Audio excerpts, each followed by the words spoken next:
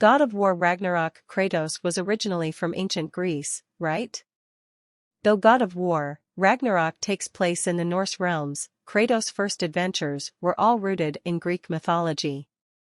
He started out as a regular Greek warrior dude but, facing near death amid a brutal battle, he called out to Ares, the god of war, with an offer.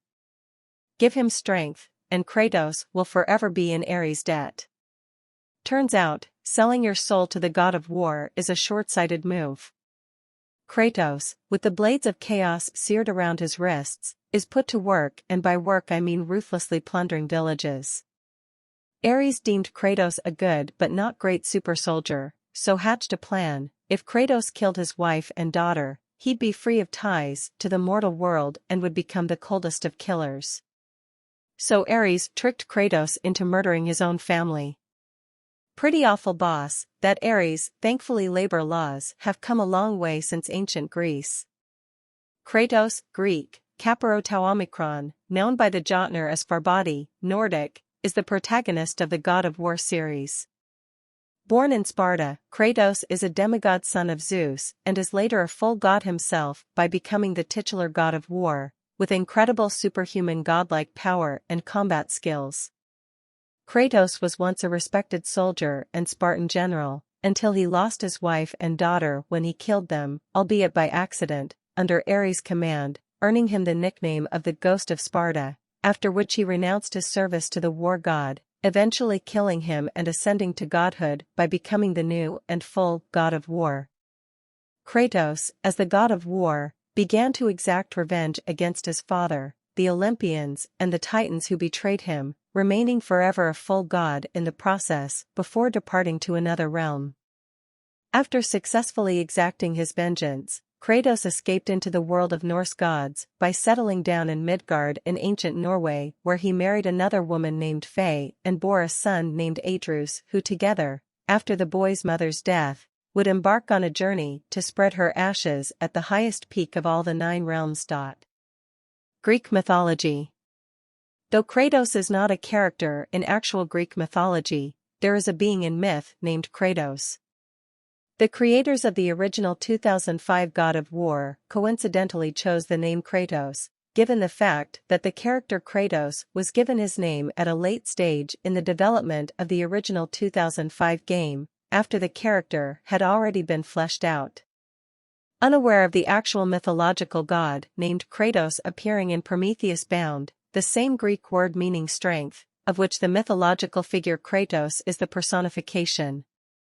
Stig Asmussen, the director of 2010's God of War 3, called the naming coincidence a happy mistake. Kratos, or Kratos, is the son of Pallas and Styx. Kratos and his siblings Nike, victory, Bia, force, and Zealous, glory, are all essentially personifications of a trait. Kratos is characterized as brutal and merciless, repeatedly mocking both Hephaestus and Prometheus and advocating for the use of unnecessary violence. He defends Zeus' oppressive rule and predicts that Prometheus will never escape his bonds. Kratos and his sister Bia are best known for their appearance in the opening scene of Aeschylus' Prometheus Bound. Acting as agents of Zeus, Kratos compels the mild-mannered blacksmith god Hephaestus to chain Prometheus to a rock as punishment for his theft of fire. Birth of the Ghost. Sometime later Kratos became a Spartan general, and as a general and a demigod, unknowingly, Kratos won battles through brutal against other armies and as well as monsters whom none other mortals can defeat but Kratos, due to his divine blood of a god and his greater powers, but effective tactics. However, his pride and hunger for power grew greater with every victory. Despite Lysander's pleas, Kratos vowed to continue his bloody conquests until the glory of Sparta is known throughout the world, spending time with his family only when he was able to return to Sparta. Kratos and his army finally met their match when they encountered the merciless barbarian tribes from the east, led by Kratos' old enemy, Alric.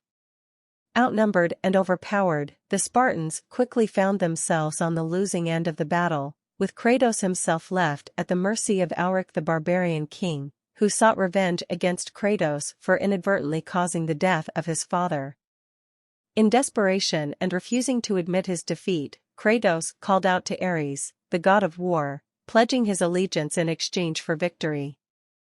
Ares accepted the offer, proceeding to kill all of the barbarians, giving Kratos the Blades of Chaos as a sign of his servitude, and immediately, Kratos used the Blades of Chaos against Auric and decapitated him, ending the battle in Spartan victory.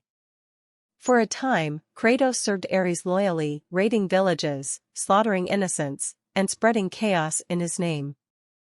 Under the god of war's influence, Kratos became utterly ruthless and gradually lost any semblance of the humanity he once had. One day, during a raid on a village of Athena's followers, Ares secretly transported Lysandra and Calliope to a nearby temple. Ignoring the village oracle's warnings, Kratos entered the temple and slaughtered everybody inside in a fit of blind rage, including his wife and child, whom he believed were still in Sparta. Ares justified this as a means of severing Kratos' remaining attachments to the world of mortals, thereby molding him into the perfect warrior. Stricken with horror and grief at what he had done, Kratos left the bodies of his family to be burned within the temple, ultimately renouncing his allegiance to the god of war. The oracle cursed Kratos, forcing him to forever wear the ashes of his dead family on his skin. From that day forward, Kratos became known as the ghost of Sparta, his skin now pale as the moon from the ashes that coated him. To other mortals, he was now marked by his ghostly white skin. The knowledge of his past actions often repulsed them to the point where they would rather die than allow him to save their lives. He became known as the personification of cruelty and selfishness. Word of this metamorphosis would spread even outside of Greece, as Norse god and advisor to Odin, Mimir, who would become a future ally to Kratos himself, would later on instantly recognize who Kratos was. Norse mythology. In God of War, 2018, Kratos is known by the Jotnar as Farbati, literally meaning cruel striker and sometimes interpreted as lightning. Farbot is the Jotun husband of Laufey, or Nal, and the father of Loki, and possibly also of Helblindi and Byleister. He is attested in the Prose Edda, written in the 13th century by Snorri Sturluson, and in the poetry of Viking Age skalds. Farbati's name and character are thought to have been inspired by the observation of the natural phenomena surrounding the appearance of wildfire.